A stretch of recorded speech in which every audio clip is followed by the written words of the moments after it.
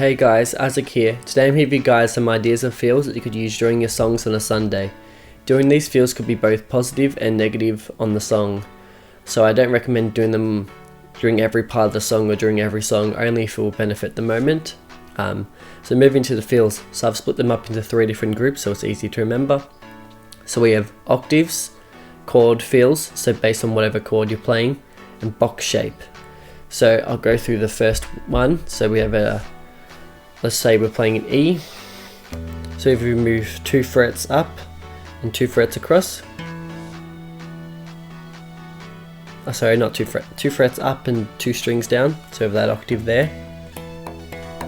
So that's a really easy octave. Or we have a sliding octave. So if we think about it, we can use the nut as like a reset of the frets. So if you're playing the 7th fret of the A string, which is an E, we can slide up to the 7th fret past the 12th fret, or also known as the 19th fret. It's also an octave, or we can use like a low E as an octave as well. So we could use 3 octave range just there, so it's always really handy. So those were the 2, the octave and then obviously the sliding octave.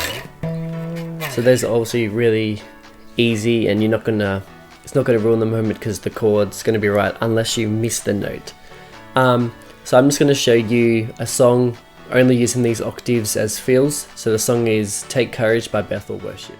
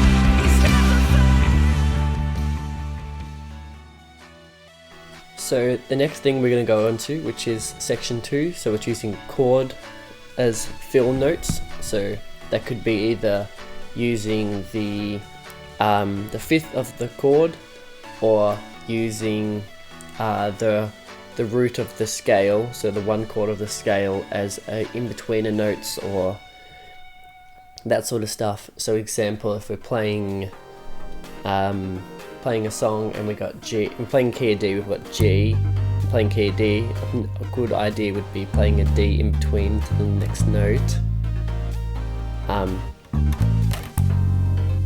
sort of thing. And then we have using the 5th of the chord, so that's like, no matter whatever you're playing, it's always going to be right, so it's always 2 frets across, 1 string down.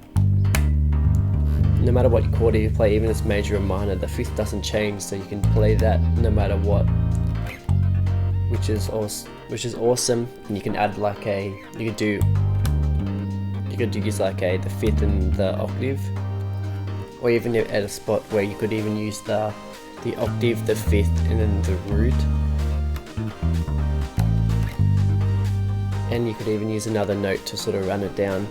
So the example I'm going to use is What a Beautiful Name by Hillsong for this, just using those chord feels as examples.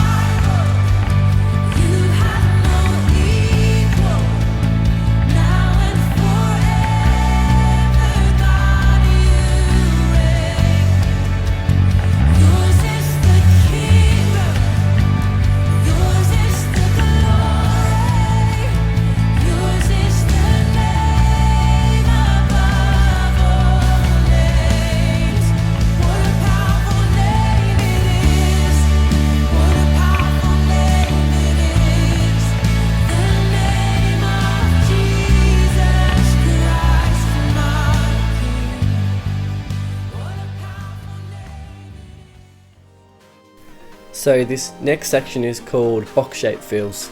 So with this you don't need to know any theory, you just need to know what key you're playing in. So the box shape is like a way of doing a fill that is lots of notes in a row that you don't need to think about, oh, is this definitely in the notes, because you know it definitely is. So let's say we're playing key of D, and then we have, if we move 2 frets across, so we're at the 5th fret, so the 7th fret, and anything on the 5th and 7th, sorry, 7th and 9th fret, anything you play, it doesn't matter what you're playing D, all these notes are in the key of D. So that's always very handy to know if you feel like the moment needs a long fill and all those notes are in there. You just gotta make sure it goes back to the right note on the right timing. And then part B, and also another way that works, is saying same thing. So you just move up 2, but you can only play if you want to play the box shape. So 5th and 7th of all these except for the high strings. So you can just you can only play those 3 if you want to play above the key, say key of D. So which means you can sort of add those 2 together, so you know that you can play 5th, 7th and 9th fret in key of D. Just in 5th and 7th fret you can't do the 2 high unless you want to do the 6th and 7th fret.